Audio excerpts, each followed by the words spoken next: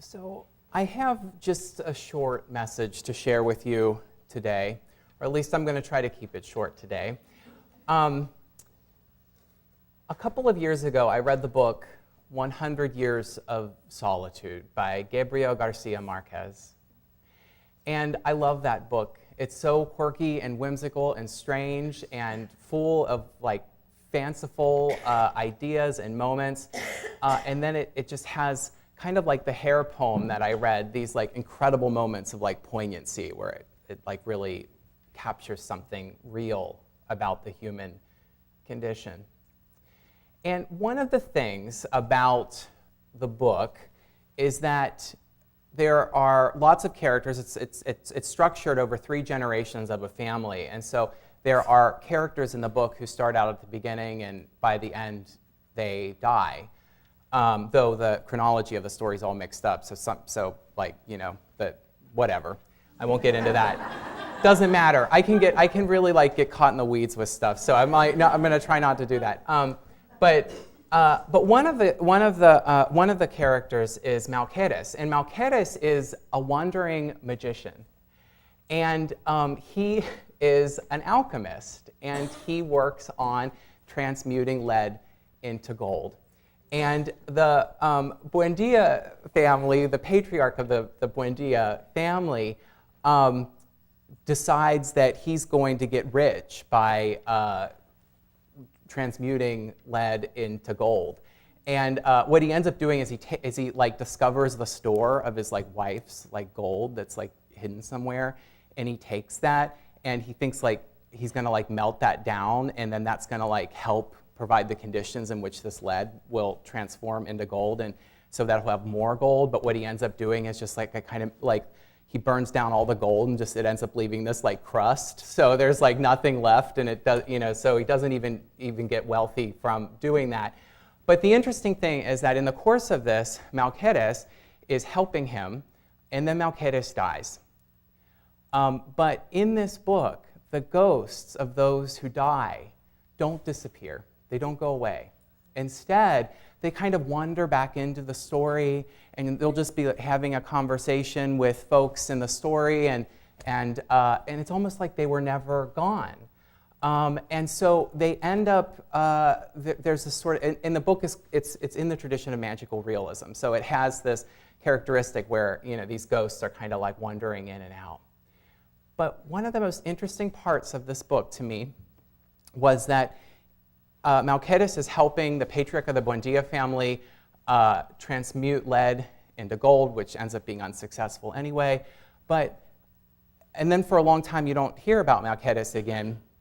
But then it kind of throws out there that eventually the visits of Malquedes become less and less until the point that he fades in the noonday sun and they never see him again. And so the characters in this book, they end up undergoing 2 deaths, it seems like. The one is physical, and then the next one is sort of the death, I would interpret it, just as a sort of realistic interpretation and not a magical realism interpretation, is sort of the death of memory, when we stop remembering those who we love. And once we do that, they die this second death.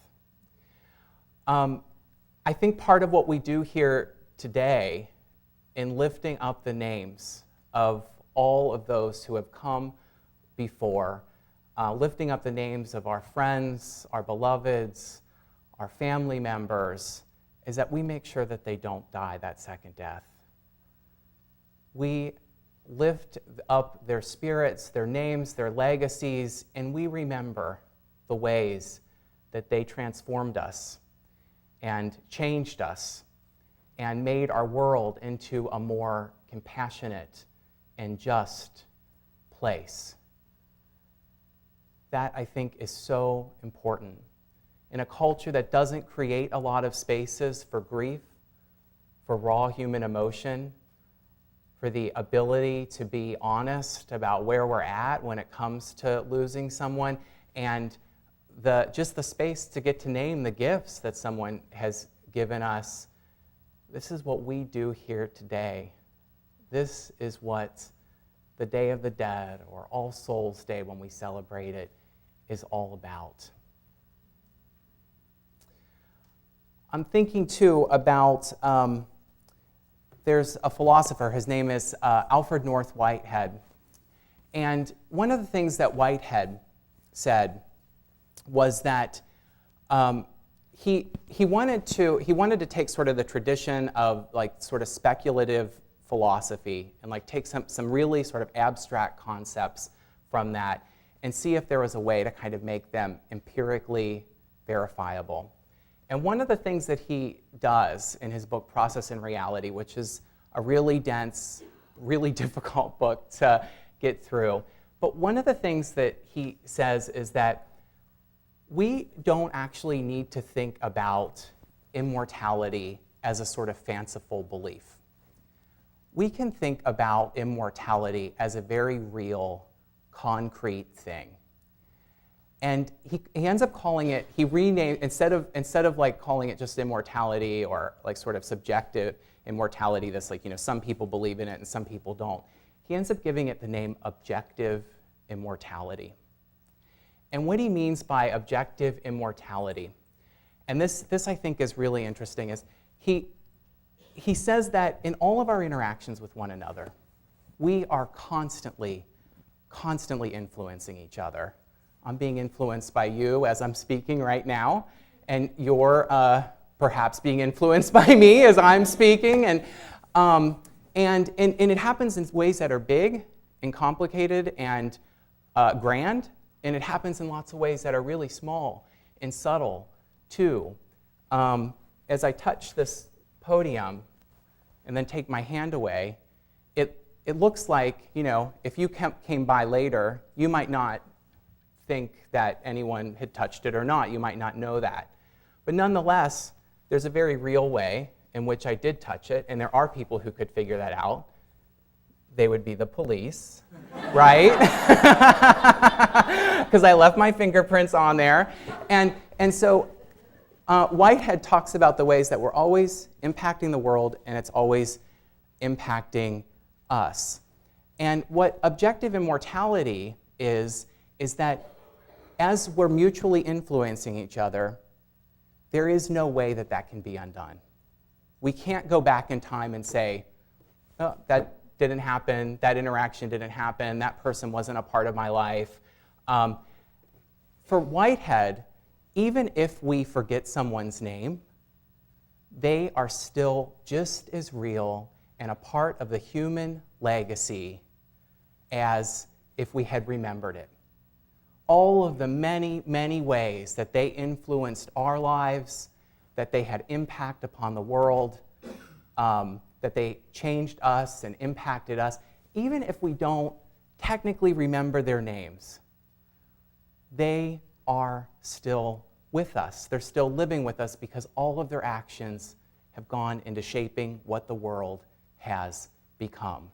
In a way, they are objectively immortal. There is nothing you can do to remove their influence from what the world has become. I think of that as a really comforting idea. Because in a way, even as we're coming together and we're remembering people's names and we're making sure that they don't die that second death, there's an even deeper way, Whitehead says, that they can never really die that second death. They are still with us in all of the small, intricate ways that they have influenced and impacted and changed our lives. So let us hold on to that comfort today as we remember our beloved dead. In a very real way, they have found eternity in a mortal frame. Namaste. I love you. Blessings on your journey.